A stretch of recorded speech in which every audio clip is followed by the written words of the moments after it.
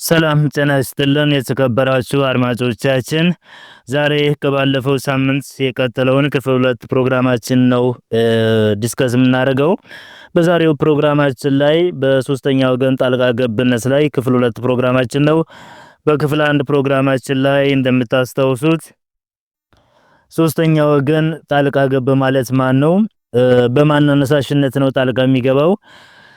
ከገባ በኋላ እስከ ከሳሽ ጋር ያለው ግንኙነት ምን ይመስላልና ሌሎችን ነገሮችን እንደተወያየን ታስታውሳላችሁ። በጥቅሉ በመደበኛ ሁኔታ ላይ እንደምታውቁት በክርክሩ ተሸናፊ የሆነ ተከሳሽ ተጠያቂ የሚሆንበት ጉዳይ ላይ ራሱ ኃላፊነት እንደሚወስድ ይታወቃል። ነገር ግን አንዳንድ ጉዳዮች ላይ በክሱ ተከሳሽ ተጠያቂ ሆኖ ሲገኝ ልብ ብላችሁ አስተውሉልኝ። ማናል ተከሳሽ ተጠያቂ ሆኖ ሲገኝ ኃላፊነት ግን የሚወስደው ክስ ያልተመሰረተበት ሌላ ሶስተኛ ወገን ሊሆን ይችላል። ካሳ ሊከፍል ይችላል ወይ ድርሻውን ሊያዋጣ ይችላል። እንደዚህ አይነት ጉዳዮች በሚኖሩበት ጊዜ እንደዚህ አይነት ኃላፊነት ያለበት ሰው በክርክሩ ተካፋይ እንዲሆን በፍትሐ ብሔር ስነ ስርዓት ህግ ቁጥር 43 መሰረት ተከሳሽ ጣልቃ እንዲገባ ሌላ ኃላፊነት የሚወስድ አካል አለ። የተከበረው ፍርድ ቤት ጣልቃ ይበልኝ ብሎ በሚጠይቅበት ጊዜ ያ ሶስተኛ ወገን ጣልቃ እንዲገባና በክርክሩ ተካፋይ እንዲሆን ይደረጋል ማለት ነው። ስለሆነ በባለፈው ሳምንታት እነዚህ ጉዳዮችን እንደተወያየን ታስታውሳላችሁ። በዛሬው ፕሮግራማችን ላይ ደግሞ በክፍል 2 ፕሮግራማችን ላይ አንዳንድ የሚነሱ ኢሹዎችን እያነሳን የምንወያይ ይሆናል። ቀጥታ ወደ ዛሬው ፕሮግራማችን ከማለፋችን በፊት እስከዛሬ ድረስ ቻናላችንን ሰብስክራይብ ያላደረጋችሁ ካላችሁ ሰብስክራይብ በማድረግ እንድትጀምሩ እየጋበዝኩኝ ቀጥታ ወደ ዛሬው ፕሮግራማችን እናልፋለን። ሶስተኛ ወገን ጣልቃ ገብ ላይ የሚነሱ አንዳንድ ኢሹዎችን ነው የምናነሳው። ለዚህ በዛሬ ፕሮግራማችን እንደዋቢ የተጠቀምንባቸው ከዚህ በፊትም ጠቅሰናቸዋል። በመጽሐፍት ደረጃ የፌደራል የፍትህ አካላት ባለሙያዎች ስልጠና ማዕከል ለቅድመ ስልጠና ሰልጣኞች የተዘጋጀ ስልጠና ማኑዋልን ጥቅም ላይ አውለናል። በህግ ድንጋጌ መሰረት ደግሞ በ1958 የወጣውን የኢትዮጵያ ፍትሐ ብሔር ስነ ስርዓት ህግን ቁጥር 43ን ማለት ነው ቁጥር 43ን ጥቅም ላይ አውለናል ማለት ነው። የመጀመሪያው ኢሹ የሚነሳው ምንድነው? ፍርድ ቤቱ ሶስተኛ ወገን መልስ ካቀረበ በኋላ መግባቱን ያከራክራል ወይ ነው የሚለው ነገር ነው። በጉዳዩ ላይ መልስ ያቀርባል ሶስተኛ ወገን በፍርድ ቤቱ የሶስተኛ ወገን መግባት ካመነበት በፍርድ ቤት የከሳሽን የክስ ማመልከቻ የተከሳሽን የመከላከያ መልስ ለሶስተኛ ወገን ይልክለታል ማለት ነው። የሶስተኛ ወገን ይልክለታል። ሶስተኛ ወገን ተከሳሽ ደግሞ መልስ ይዞ እንዲያቀርብ ያደርገዋል ማለት ነው። ይህ መልስ ይዞ ሲቀርብ በጉዳዩ ላይ መልስ ሲያቀርብ ሶስተኛ ወገን ተከሳሽ ተቃውሞ ካለው በመግባቱ ላይ በጉዳዩ ጋር ከሰጠው መልስ ጋር አብሮ ያስቀርባል ማለት ነው።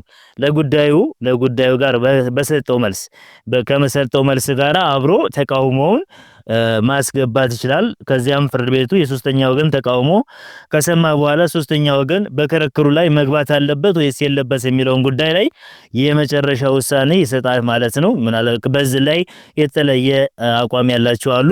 ነገር ግን የኛው አቋም የተሻለ ይመስላል። ምክንያቱም በመግባቱ ላይ ተከራክሮ መብቱን ማስጠበቅ አለበት ማለት ነው። ስለሆነ ፍርድ ቤቱ የሶስተኛ ወገን ተቃውሞ ከሰማ በኋላ ሶስተኛ ወገን በክርክሩ ላይ መግባት አለበት ወይስ የለበት የሚለውን ጉዳይ ላይ የመጨረሻ ውሳኔ ይሰጣል ማለት ነው። በዛ አግባብ ይሆናል ማለት ነው። ሁለተኛው ኢሹ ደግሞ ሶስተኛ ወገን ተከሳሽ ጣልቃ ይግባልኝ ያለው ጥያቄ ማንሳት ይችላል ወይ? ልብ ብላችሁ አስተውሉልኝ። ተከሳሽ ነው ሶስተኛ ወገን ጣልቃ ይግባልኝ ብሎ የጠየቀው ይህን ጥያቄውን መሰረዝ ይችላል ወይ የሚለው ነው ኢሹ። ይችላል። ምክንያቱም አንደኛ መጀመሪያ ጥያቄውን ያቀረበው ተከሳሽ በመሆኑ መጀመሪያም ጥያቄውን ያቀረበው ማን ነው? ተከሳሽ ነው። ሶስተኛ ወገን ጣልቃ ይግባልኝ ብሎ ያቀረበው ማን ነው? ራሱ ተከሳሽ ስለሆነ ራሱ ተከሳሽ ደግሞ የቀረብኩትን ጥያቄ አልፈልግም ይሰረዝልኝ ማለት መብቱ ነው የሚለውን ነገር ያስቀምጥልናል። ሁለተኛ ደግሞ ሶስተኛ ወገን ተከሳሽ ጣልቃ የገባው ለማን ጥቅም ነው? ለተከሳሽ ጥቅም ነው ማለት ነው። የገባበት ጥቅሙ ሶስተኛ ወገን ተከሳሽ የገባበት ጥቅሙ ለተከሳሽ በመሆኑ ተከሳሽ ይሄን ጥቅሜን አልፈልግም ካለ የሚገደድበት አግባብ ስለሌለ ሶስተኛ ወገን ያነሳውን ጥያቄ መሰረዝ ይችላል። ሶስተኛ ክርክሩ ቀጥሎ ውሳኔ ቢያገኝ እንኳን ከሳሽ ፍርዱን በቀጥታ የከሳሽ ክስ በቀጥታ ሶስተኛ ወገን ተከሳሽ ላይ የሚፈጸምበት የህግ አግባብ ስለሌለ ክርክሩ ራሱ ቀጥሎ ቢወሰን መጨረሻ ላይ የከሳሽ ክስ ማመልከቻ ወይም ዳኝነት ቀጥታ ሶስተኛ ወገን ላይ የሚፈጸምበት የህግ አግባብ ስለሌለ በእነዚህ ሶስት ምክንያቶች ስናየው ሶስተኛ ወገን ጣልቃ ይግባልኝ ብሎ የጠየቀው ተከሳሽ አይ በቃ እኔ አልፈልግም ካለ መሰረዝ ይችላል ማለት ነው። ሶስተኛው ደግሞ ሶስተኛው ወገን ተከሳሽ የክሱን አግባብነት አስመልክቶ ክርክር ማቅረብ ይችላል ወይስ አይችልም የሚለው ላይ ነው። በርግጥ ይችላል። ሶስተኛው ወገን ከሳሽ በተከሳሽ ላይ ያቀረበውን ክስ አስመልክቶ መከራከር ይችላል።